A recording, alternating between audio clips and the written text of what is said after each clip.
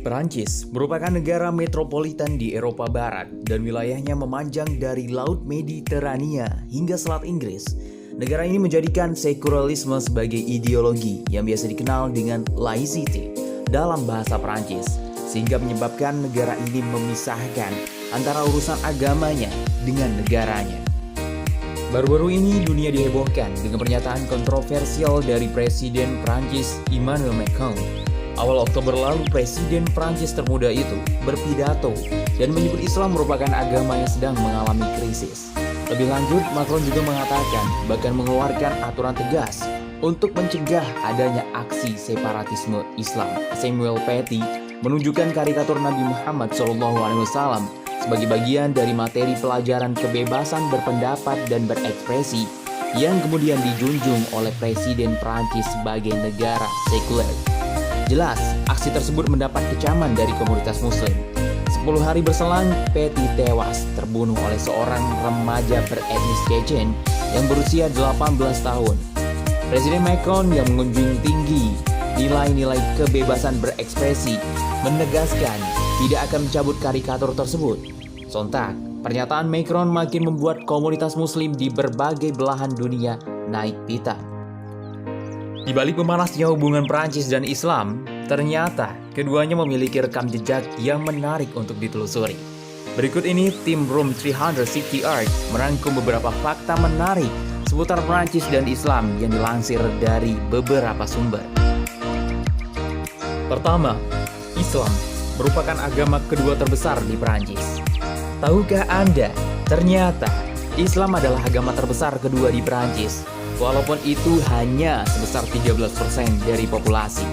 Secara historis, pada tahun 91 sampai dengan 94 Hijriah, umat Islam melalui panglima besar mereka, Musa bin Nusair dan Tariq bin Ziyad, berhasil menaklukkan Andalusia. Kekuasaan tersebut sampai di daerah Asturias di Provinsi Galicia hingga ke Teluk Biscay, pantai Prancis. Walaupun secara de facto, kekuasaan umat Islam belumlah sampai pada daerah-daerah pedesaan dari wilayah yang telah dikuasai, itu membuat mereka tetap menguasai sebagian wilayah Eropa. Hal itu dikarenakan medannya yang sulit dan cuaca yang begitu dingin. Sejarah Muslim yang di Prancis itu kemudian meluas kembali kepada abad ke-8 setelah pendudukan Spanyol oleh Muslim Moor. Selama abad ke-15, ekspansi perdagangan laut membawa Perancis ke dalam kontak dengan Islam di Kekaisaran Ottoman, di Afrika Barat, dan di Samudra Hindia. Gelombang imigrasi Muslim pertama yang nyata ke Perancis dimulai pada era kontemporer, setelah perang kemerdekaan kolonial dari Perancis antara tahun 1954 dan tahun 1962. Ketika banyak Muslim secara resmi direkrut untuk bekerja, antara tahun 1960-an dan 1970-an, imigrasi Muslim meningkat dengan banyak laki-laki datang dari Aljazair dan koloni Afrika Utara lainnya. Kedua, populasi Muslim terbesar di Eropa. Anda mungkin menyangka Republik Ceknya lah yang memiliki populasi terbesar di Eropa. Namun, dari beberapa sumber disebutkan jika Perancislah yang memiliki populasi terbesar di Eropa. Hal ini cukup beralasan, karena secara geografis, wilayah kedaulatannya jauh lebih luas dibanding negara pimpinan Ramzan Kadyrov tersebut, yang tentunya akan mempengaruhi populasi penduduknya, termasuk populasi penganut agama Islam. Di Perancis, Islam berkembang pada akhir abad ke-19 dan awal ke-20 Masehi. Bahkan pada tahun 1922 telah berdiri sebuah masjid yang sangat megah bernama Masjid Raya Yusuf di ibu kota Perancis, Paris. Hingga kini, lebih dari 1000 masjid berdiri di seantero Perancis.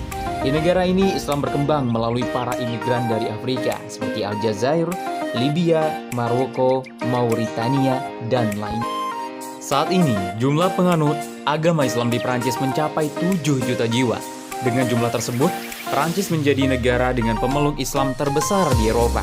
Menyusul kemudian negara Jerman sekitar 4 juta jiwa dan Inggris sekitar 3 juta jiwa. Ketiga, memiliki pemain sepak bola Muslim top Eropa. Zinedine Zidane merupakan salah satu legenda yang tidak terlupakan. Zidane yang kini menjadi entrenador Real Madrid itu menjadi salah satu pemain imigran yang tergabung di skuad Prancis kala itu. Namun, Zidane tercatat sebagai satu-satunya imigran muslim di skuad 1998. Ini membuktikan persatuan ras di Perancis bisa menghadirkan prestasi. Keragaman skuad Perancis berlanjut hingga sukses juara Piala Dunia 2018. Tercatat, ada 15 pemain di skuad Perancis dalam Piala Dunia 2018 yang lahir dari rahim imigran. Selanjutnya, Paul Pogba. Isu agama yang disuarakan Presiden Prancis Emmanuel Macron membuat Pogba bereaksi. Pemain Manchester United itu dikabarkan mundur dari timnas Prancis setelah Presiden Macron mengatakan kejahatan terorisme Islam harus ditindak tegas. Pogba merupakan salah satu anggota timnas Prancis yang memiliki pengalaman main cukup banyak. Salah satu pemain keturunan Afrika itu sudah bermain sebanyak 72 kali di timnas Prancis. Sementara itu, ada beberapa imigran lainnya di antaranya Ousmane Dembélé, Kante, Adil Rami, Djibril Sidibé, Benyamin Mendy, dan Nabil Fekir. Keempat, hutang budi Prancis terhadap Islam. Celoteh Presiden Prancis Emmanuel Macron dengan Turki telah memberikan tekanan besar pada hubungan bilateral antara Turki dan Prancis.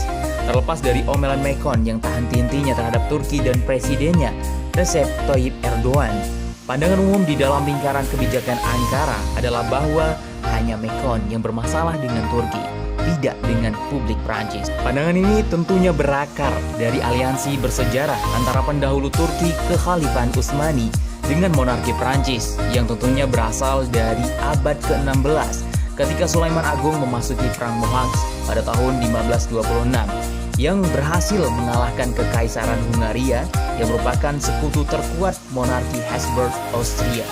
Bagaimana kemudian keputusan Sultan Sulaiman untuk melawan Kekaisaran Hungaria membantu monarki Prancis saat itu? Sejarawan mengatakan bahwa setahun sebelum perang, Louis dari Savoy yang merupakan ibu dari Raja Prancis, Francis I, menulis surat kepada Khalifah meminta bantuannya untuk mengeluarkan putranya dari penjara Habsburg. Sebagai sekutu utama Habsburg, Kekaisaran Hungaria menghadapi kekalahan mengerikan di tangan Utsmaniyah yang kemudian menandai akhirnya dinasti Jagiellonia tersebut. Charles V, Raja Habsburg, kemudian merasakan tekanan untuk datang ke meja perundingan dan akhirnya membebaskan Prancis I. Peristiwa tersebut meletakkan dasar yang kuat bagi aliansi Prancis dan Utsmaniyah yang kemudian bertahan selama beberapa abad. Membentuk aliansi dengan seorang kaisar muslim adalah langkah kontroversial bagi seorang raja Kristen. Namun, hal itu membantu Prancis I memperpanjang umur kekaisarannya. Jika saja Utsmaniyah tidak membantu Eropa Tengah selama Perang Mohacs, Prancis akan berada di bawah hegemoni dari Habsburg. Sepanjang abad ke-16, Kekhalifahan Utsmaniyah tidak hanya membantu Prancis setiap harinya, tetapi terus mengirimkan pasukan dan angkatan lautnya untuk membantu mereka mengusir serangan Kekaisaran Habsburg. Pada tahun 1533, Sulaiman yang Agung mengirimkan 100.000 keping emas kepada Prancis I. Dengan uang itu, Raja Prancis berhasil menjalin aliansi strategis dengan Pangeran Inggris dan Jerman.